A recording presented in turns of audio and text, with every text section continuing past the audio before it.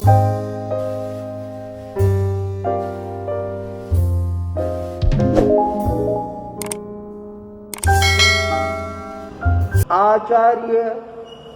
भारमल जी ने जयपुर श्रावक समाज की विशेष प्रार्थना को ध्यान में रखते हुए नया चिंतन प्रस्तुत करते हुए कहा, श्रावकों, तुम जो मेरे चातुर्मास की मांग कर रहे हो वह मांग तो अभी पूरी होनी मुश्किल है, क्योंकि अभी तो चातुर्मास के 4 महीने हमारे सामने हैं। इसलिए हमारा विचार तो मारवाड़ की ओर जाने का है और मुनि बेनी राम जी, जिनका चातुर्मास है, 5 संतों के साथ में जयपुर शहर को प्रदान किया जाता है।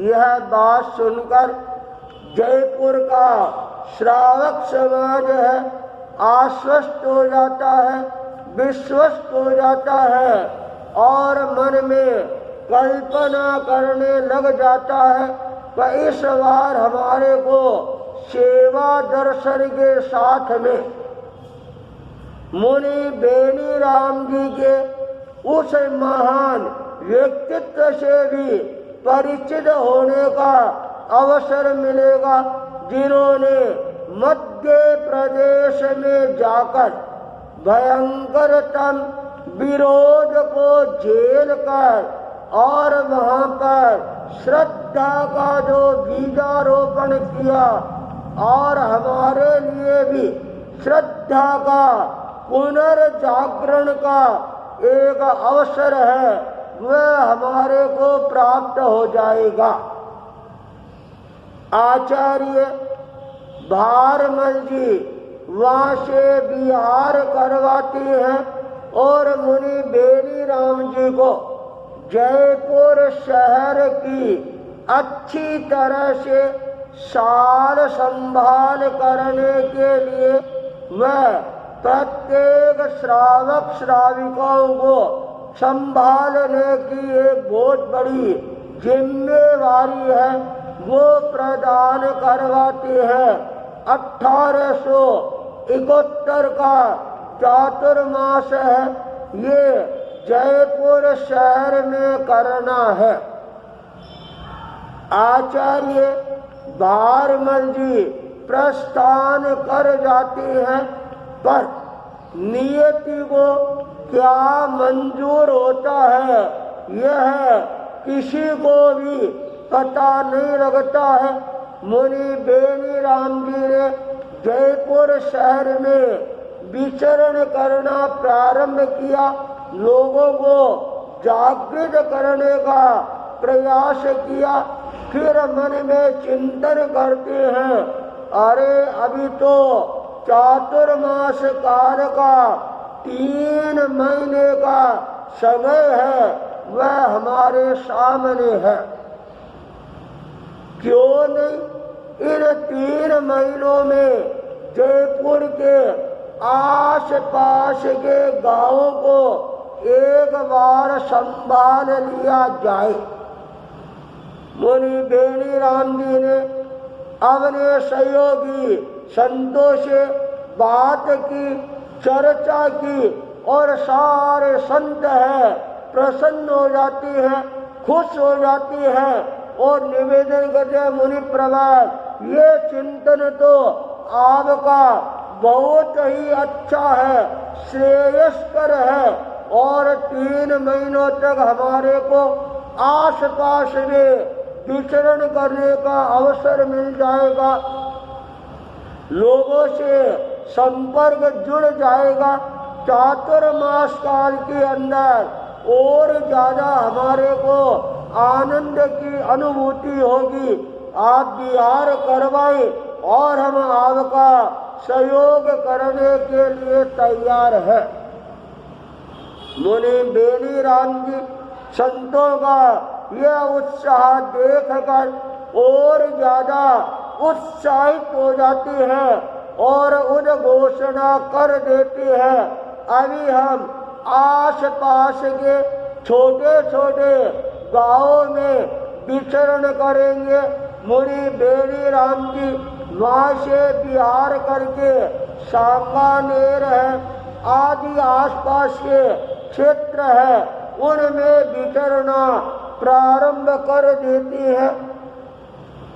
और विचरते विचरते मुनि बेनी राम जी का एक बार चाक्षु गांव में पदार्पण होता है। जब चाक्षु गांव में पधारती है, वातावरण है वह बहुत अच्छा बन जाता है। अन्य मती लोग हैं वो भी मुनि बेनी राम जी से आकर्षित होने प्रारंभ हो जाती है। और उस समय अचानक मुनि बेनी राम जी के शरीर के अंदर ज्वर का प्रकोप हो जाता है, बुखार चढ़ जाती है, शरीर के अंदर थोड़ी सी हलचल है ये पैदा हो जाती है, शरीर में कंपन होना प्रारंभ हो जाता है। मुनि बेनी राम जी ने कहा, संतो लगता है मेरे को मलेरिया बुखार आ गया है, इसलिए व्याख्यान की जिम्मेवारी है वह अब तुम्हारे को ही निभानी पड़ेगी। मुनि नग जी आदि संतों ने निवेदन किया, मुनि प्रवर आप स्वास्थ्य का लाभ ले रहे और आप चिंता छोड़ दे, सारी चिंता हम अपने आप करेंगे। मुनि बेनी राम जी के बुखार का पारा है वह कम होने का नाम नहीं ले रहा था। और उस समय चाक्षु गांव में एक यति रहता था, अच्छा उपासना था, लोगों में अच्छी प्रतिष्ठा थी, ज्योतिष का भी जानकार था, ज्ञान था। तो साथ के अंदर आयुर्वेद के छोटे छोटे नुस्खे हैं वो भी जानता था। और जब यति जी को पता लगा 13 पंथी मुनि बेनी राम जी हैं वो बीमार हो गए हैं, यति मन में यही चाहता था, क्योंकि यति जी के पास में आने वाले जो भगत लोग हैं वो मुनि बेनी राम जी के पास में जाना प्रारंभ कर चुके थे। यति ऊपर से मुनि बेनी राम जी के प्रति आस्था, श्रद्धा व भक्ति है, दिखाने में कोई कमी नहीं रखता था, पर भीतर की अंदर मुनि बेनी राम जी के प्रति उसके मन में द्वेष की अग्नि है वह प्रज्वलित हो जाती है। मन में विचार करना प्रारंभ कर देता है, अरे मेरे अवरोध के रूप के अंदर यह मुनि बेनी राम जी है, यहाँ कहाँ से आकर खड़े हो गए, मेरे को हर हालत में इस अवरोध को हटाकर ही रहना है। जति जी को सुनहरा अवसर है वह प्राप्त हो जाता है और वो बड़े विनम्रता के साथ मुनि बेनी राम जी के चरणों में पहुंचता है और निवेदन कर रहा है, मुनि प्रवर मैंने सुना है आपके तकलीफ है, असमाधि है, चित्त में समाधि नहीं है, क्या कारण है। जति जी को देखकर मुनि बेनी राम जी सो रहे थे, बैठ जाती हैं और कहते हैं, जति जी सारा शरीर है ये कांप रहा है, जूझ रहा है और अनाज भी मेरे को खारा लग रहा है। कोई भी वस्तु खाने की पीने की मन में इच्छा ही नहीं होती है। अचानक ये क्या हो गया मेरे भी समझ में नहीं आ रहा है। जति जी ने कहा मुनि प्रवर आप अपना हाथ है वह आगे करवाए। जो मुनि बेणी राम जी अपना हाथ आगे करती है और जति जी हाथ की नाड़ी पर अपनी 3 अंगुलियां है वो टिका देती है। और इतने में और संत हैं वो भी पास में आकर खड़े हो जाती है और कहा जति जी क्या बात है, मुनि प्रवर के शरीर में क्या बीमारी है। जति जी का संतो थोड़ा ठावस रखो, मौन रखो, बोलो मत और मेरे को निरीक्षण परीक्षण है ये नाड़ी का करने दो। संत मौन हो जाती है। जति जी नाड़ी देखती है और कहते मुनि प्रवर आपके त्रिदोष की बीमारी हो गई है। बात है, पित्त है और कफ है, ये तीनों ही बिगड़ने लग गए हैं जिसके कारण आपको ये बुखार आया। इस बुखार का आप जितनी जल्दी इलाज करवा लोगे वह आपके लिए उतना ही ज्यादा फायदेप्रद रहेगा। यह बात सुनकर एक बार संत लोग हैं वो टेंशन में आ जाती है, मस्तक पर सर पड़ने प्रारंभ हो जाती है। मुनि नग जी ने जति जी को कहा अरे जति जी क्या दवाई मुनि प्रवर को देनी चाहिए।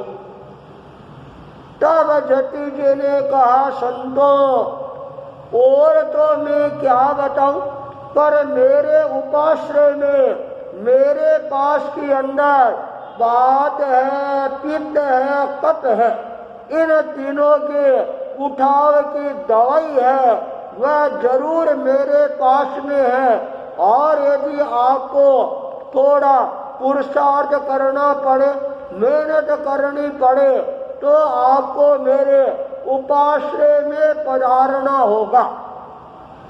मैं गोद पीट कर जो दवाई है वह दवाई का तैयार कर लूंगा और आप दवाई का व्रत निपटाने के लिए पधार जाना। जति जी है वहां से रवाना हो जाती है और अपने उपाश्रय में आती हैं, दवाइयाँ बाहर निकालती हैं और उन दवाइयों को कूट पीट कर छान कर तैयार कर लेती हैं। फिर मन में विचार आता है अरे मैं दवाई किसको दे रहा हूं, मेरे विरोधी को, अरे उसको तो मैं अपने रास्ते से हटाना चाहता हूं। तो ये सुंदर अवसर है मेरे सामने आ गया। जति तत्काल उड़ता है, भीतर जाता है और एक शिष्य है वह लेकर आता है। उस शिष्य के अंदर हलाहले जहर है, वह जहर भरा हुआ था। जति जी तत्काल उस दवाई के अंदर वो जहर की शीशी है वो भी उंडेल देती है और सारी दवाई को मिला देती है और मिलाकर 3 पुड़िये हैं वो तैयार कर देती है। जति जी दवाई तैयार करती है और इतने में मुनि नग जी वहां पर पधार के और कहा जति जी क्या बात है, दवाई तैयार हो गई क्या। जति जी ने कहा हाँ संतो पधारो पधारो पधारो। और ये लो 3 पुड़िये हैं, आप ले जाओ। एक पुड़िया अभी आप शहद में या दही के अंदर मिलाकर और मुनि बेनी राम जी को पिला देना। और मेरा विश्वास है एक पुड़िये में ही सारी बीमारी है वह समाप्त हो जाएगी। तो आप एक काम करो, यह एक पुड़िया ले जाओ और 2 पुड़िये कल आप आकर और ले जाना। संतों ने तत्काल एक पुड़िया है जति जी के हाथ से ग्रहण करती है, रवाना हो जाती है। और संत मन में आश्वस्त हो गए थे, जति जी ने दवाई दे दी है और एक पुड़िये में सारी बुखार है ये उतर जाएगी। और मुनि बेनी राम जी हैं वो एकदम तारो ताजा बन जाएंगे। पर जति जी है वो मुस्कुरा रहे थे और मन में सोचेगा, हाँ आज पता लगेगा औरों के क्षेत्रों में जाकर और उनके भक्तों को फंटाने का क्या असर होता है। संत दवाई लेकर स्थान पर पहुंचते हैं। मुनि बेनी राम जी ने कहा, संतों क्या दवाई मिल गई? संतों ने कहा, हाँ मुनि प्रवर दवाई मिल गई है। और उसको दही में मिलाकर और कहा, मुनि प्रवर ये आप ग्रहण करवाएं। मुनि बेनी राम जी उस दवाई को ग्रहण करती हैं और वह दवाई भीतर जाती है और अपना असर है दिखाना प्रारंभ करती है। मुनि बेनी राम जी समझ गए इस दवाई के अंदर जरूर कोई न कोई दाढ़ में काला है।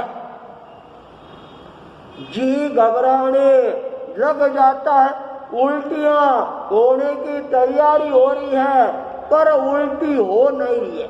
दस्त लगने की तैयारी हो रही है पर दस्त है वह लग ही नहीं रही है।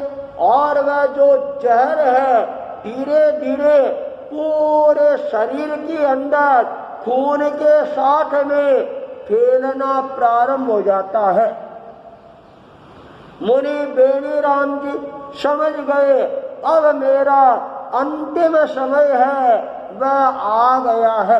तत्काल उन्होंने संतों को अपने पास में बुलाया और कहा, संतों आज जेठ बदी दशमी का दिन है और आज मैं संसारे व्रत को स्वीकार कराऊं, त्याग कर रहा हूं। संत लोग कुछ बोलती हैं और इतने में तो मुनि बेनी राम जी के आंखों का कोया है ये घूमना प्रारंभ हो जाता है। मुनि नान जी देखते ही समझ गए मुनि प्रवर का अब ज्यादा समय नहीं है। और नान जी ने कहा, अरे मुनि बेनी राम जी आपको देव गुरु धर्म की शरण है, हमारे को आपकी शरण है और हम आपको चारों आहार पानी का त्याग करवाते यदि आप शरत देते हो तो। मुनि नगजी अपनी बात को पूरी करती हैं और उससे पहले तो मुनि बेनी राम जी की आंखें हैं वो आंखें खुल जाती है। मुनि नान जी आदि संत देखते रह जाती है और मुनि प्रवर का स्वर्गवास हो जाता है। जयपुर के चातुर्मास की जो कल्पना है वह योजना है वह सारी की सारी मन में रह जाती है। जयपुर के श्रावकों को जब पता लगा कर चाक्षु गांव के अंदर ये घटना घट गई है, जयपुर का श्रावक समाज है वह तत्काल दौड़कर आता है और संतों को पूछता है, अरे संतों मुनि प्रवर को क्या दवाई दी थी। संतों ने कहा जति जी ने पुड़िया बनाकर दिया और वो हमने मुनि बेणी राम जी को दिया है। श्रावक लोग समझ गए यह सारा का सारा काम है, वह काम उन जति जी का ही है। मुनि बेणी राम जी का अंतिम संस्कार है, वह सानंद संपन्न होता है और कुछ प्रमुख श्रावक जति जी के उपाश्रय में जाते हैं। और कहावत है जो औरों के लिए खाई खोदता है उसके लिए अपने आप ही खुदा हुआ कुआं है, ये तैयार रहता है। इधर मुनि बेणी राम जी का स्वर्गवास होता है और उधर उस जहर के परिणाम ये सामने आती है। जति जी के पूरे शरीर में कोढ़ फूट जाता है और वह कोढ़ भी होता है तो इतना भयानक कोढ़ फूटता है जति जी के सारे शरीर में आग आग लगनी प्रारंभ हो जाती है। श्रावक समाज है पहुंचता है और कहा जति जी क्या हुआ। कहा अरे तुम कहा जयपुर से आए हो, मुनि बेणी राम जी के वहां पर आए हो और जो मैंने किया है उसका फल है वह मेरे को मिल गया है और जो पाप है वह मिनटों में उदय आता है और इस हाथ से पाप करो और उस हाथ में उदय है वो तत्काल है। यह मेरे जीवन में घट गया है और मेरे सारे शरीर के अंदर कोढ़ फूट गया है, जलन हो रही है, भयंकर वेदना हो रही है। श्रावक समझ गए कि ये जो परिणाम है सामने आ गए हैं और जति जी 6 दिनों तक महाभयानक वेदना है उस वेदना को भोगती हैं और 6 महीने के बाद 6 दिन के बाद जति जी का इस संसार से अलविदा कहकर रवाना होने का समय आ जाता है। चाक्षु गांव के लोगों को पता लगा, बहुत लोग हैं सारे आते हैं और जति जी का बहुत सारा उपचार करते हैं, पर जो जो दवाई देती है क्यों तो वह रोग है और ज्यादा बढ़ना प्रारंभ हो जाता है और उस समय देखते देखते जति जी तड़पते तड़पते अपने शरीर को छोड़कर चले जाती है। सारा चाक्षु का श्रावक समाज है ये अपनी आंखों से देखना प्रारंभ कर देती है, मन में चिंतन करती है। देखो एक तो 6 दिन पहले मुनि बेणी राम जी का स्वर्गवास हुआ था और वो कितने समाधि भाव में थे और समाधि भाव में उनका स्वर्गवास होता है। और इधर जो जति जी कितने तड़प तड़प कर और अपने शरीर को छोड़ने के लिए मजबूर होती है, जति जी चले जाती है। परिणाम ये आता है केवल जति ही नहीं जाता है, वह सारा उपासना है वह बिल्कुल सूना बन जाता है। उस उपासना में कोई भी व्यक्ति है पैर रखना पसंद नहीं करते हैं। यहाँ तक उस उपासना के ऊपर छत पर जो पक्षी लोग आकर बैठते थे वो पक्षी लोग भी वहाँ पर बैठना बंद कर देती है और वह उपासना धीरे धीरे जीर्ण शीर्ण है वह बन जाता है और एक तरह से एक खंडहर के रूप में वह चबूतरा, वह जो उपासना है वह परिवर्तित हो जाता है। सैकड़ों वर्षों तक वह उपासना उसी अवस्था के अंदर रहता है। पर मुनि बेनीराम जी ने साहस का परिचय देते हुए अपने जीवन को जिस समाधि अवस्था में संपन्न किया, वह समय सभी श्रावक समाज को अपनी ओर आकर्षित करने वाला बन जाता है। मुनि बेनीराम जी ने कुछ चाक्षु गांव में अंतिम समय के अंदर और जति जी के द्वारा दिया हुआ जहर है उसको भी उपहार के रूप में स्वीकार करके और अपनी आत्मालोचना करते हुए अपने जीवन को एक तरह से परिपूर्ण करने का प्रयास किया। जेठ बदी दशमी के दिन मुनि बेनीराम जी ने अपने जीवन की अंतिम श्वास है वो ग्रहण करते हुए चाक्षु गांव के अंदर इतिहास का एक नया सुनहला पृष्ठ है वो सृजन करने में सफलता प्राप्त कर लेती हैं। इसी मंगल भावना के साथ ओम अरहम।